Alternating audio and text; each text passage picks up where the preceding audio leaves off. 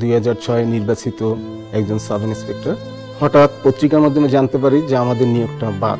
আমি একজন football player, বর্তমানে এখনো আমি খেলার সাথে জড়িত আছি। আজও জানতে পারলাম না কেন আমি বাতিল হলাম।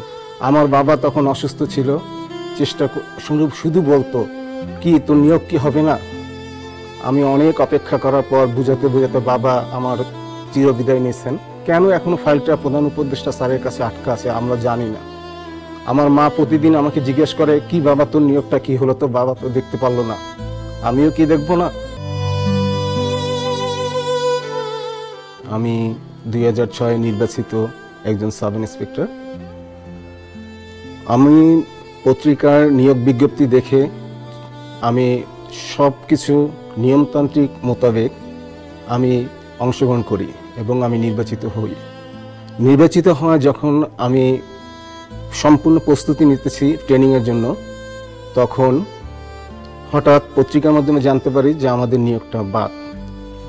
কেন বাদ, কিসের জন্য বাদ, আমরা বিস্তারিত তখন কিছুই জানতে পারি নাই। আমি কোনো রাজনৈতিক দলীয় বিবেচনায় নিয়োগ না, আমি আমার যোগ্যতা মেধা বলে আমি নিয়োগপ্রাপ্ত। আজও জানতে পারলাম না কেন আমি বাতিল হলাম।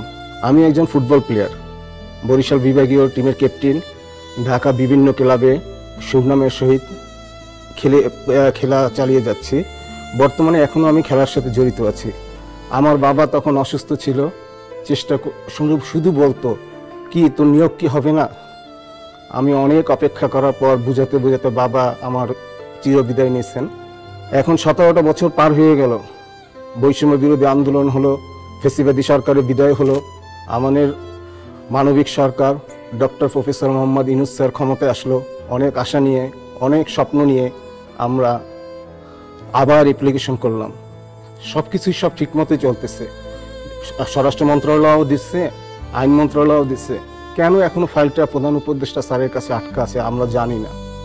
আমার মা প্রতিদিন আমাকে জিজ্ঞেস করে কি বাবা তোর নিয়োগটা কি হলো, তো বাবা তো দেখতে পারলো না, আমিও কি দেখবো না। মাননীয় প্রধান উপদেষ্টা স্যার, আপনার কাছে বিশেষভাবে অনুরোধ করতেছি আমাদের নিয়োগটার একটা ব্যবস্থা, একটা সমাধান আপনি করেন। আমার মার স্বপ্ন আমার বাবা দেখতে পারে নাই, আমার মা জানি দেখতে পারে। আমাদের সব পরিবারের একই অবস্থা, একই গল্প, সবাই আশা আছে কবে আমাদের এই সমাধান হবে।